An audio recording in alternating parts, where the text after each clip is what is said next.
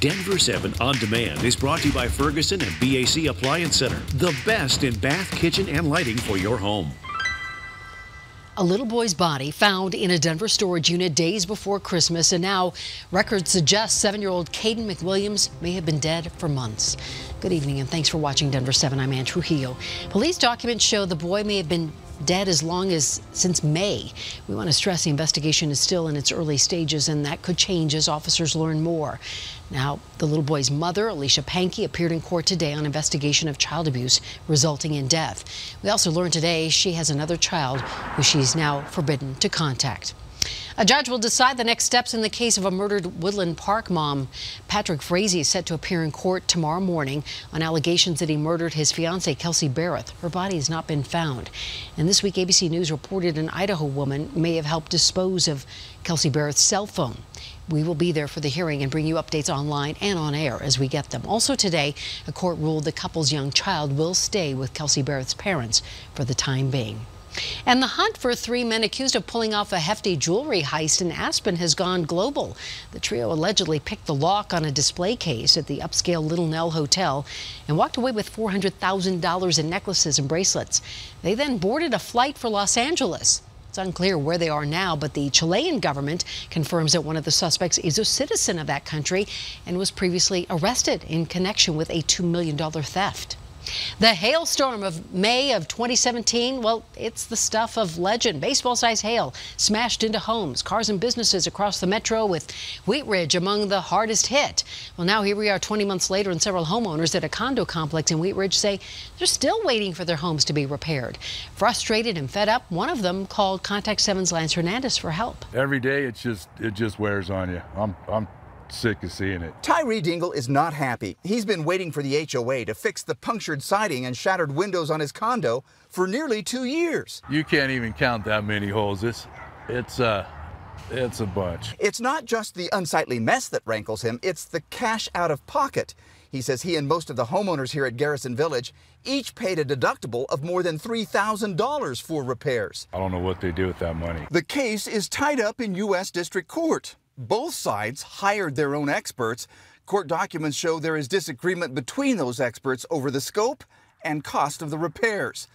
We reached out to the insurance company, but have not heard back yet. We just want it fixed so it looks like a livable house. Neighbor Erica Bull says she purchased her condo shortly after the storm with the understanding that it would be repaired during the summer.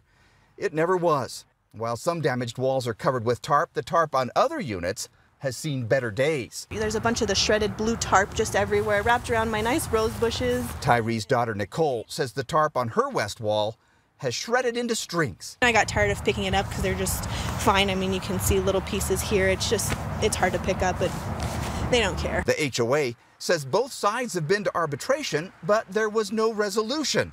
A trial is slated to start on March 16th of 2020. Lance Hernandez, Denver 7. And listen, we're here to help. If you need us to look into something or make calls or knock on doors, give us a ring at the number you see there on your screen. You can also email us at contact7@thedenverchannel.com. Thankfully, no hailstorms in our forecast. In fact, let's take a look at the 7-day, and it's looking pretty spectacular with highs in the 50s. Look at 60 on Wednesday. A little bit of snow in the mountains on Sunday, but a great looking week ahead. Colorado state lawmakers have a long to-do list planned for their upcoming session. The issues are pretty much the same, but lawmakers say their approach this time will be different. And that is especially true for transportation funding. That's a concern that went unaddressed in November when voters rejected not one but 2 ballot measures. We understand that several of the initiatives that were brought forward this year were not palatable to the voters. And so that puts the responsibility on us to come forward with real solutions.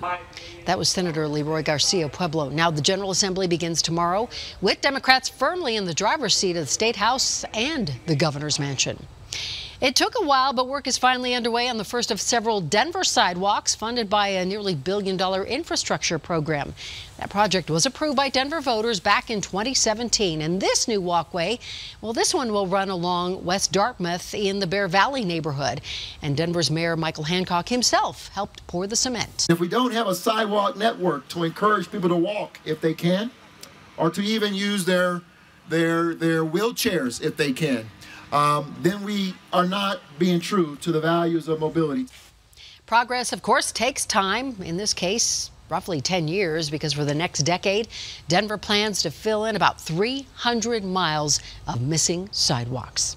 This has been your Denver 7 On Demand update. Thanks for joining us. Check back here later tonight for another update and download the Denver 7 app for breaking news and alerts. I'm Ann Trujillo.